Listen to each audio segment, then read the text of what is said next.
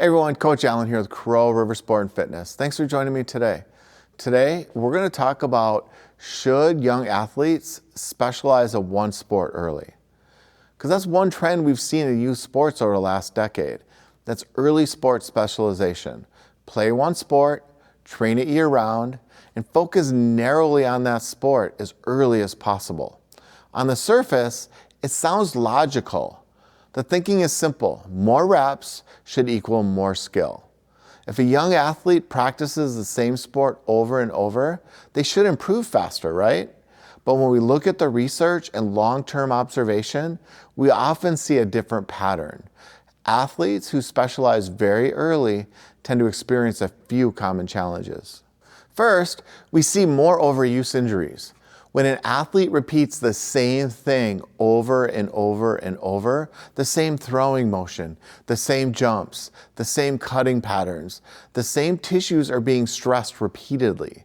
Without enough variation or physical development, that stress starts to accumulate. Second, we see that burnout happens earlier. When a child is doing the same sport 12 months a year, year after year, sometimes the enjoyment starts to fade. Third, athletes who specialize very early sometimes plateau physically sooner.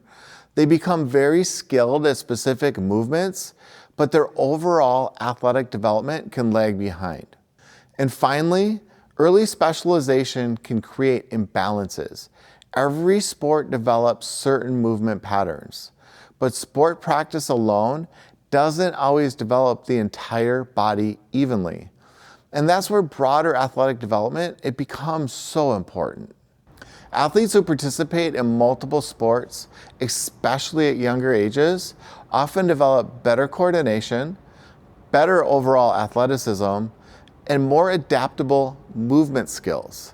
Think about an athlete who plays basketball in the winter, baseball in the summer, and maybe football or soccer in the fall. They're sprinting, they're jumping, they're changing direction, they're throwing, they're reacting to different game time environments.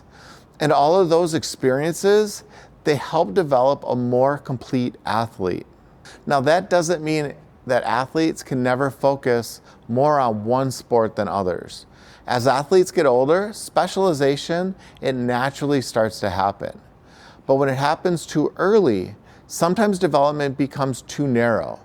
This is where strength training plays an important role. Strength training, it fills many gaps that the sport-specific practice can miss. It develops strength through full ranges of motion. It balances out repetitive movement patterns. And it helps to build durability so athletes can handle the demands of their sport.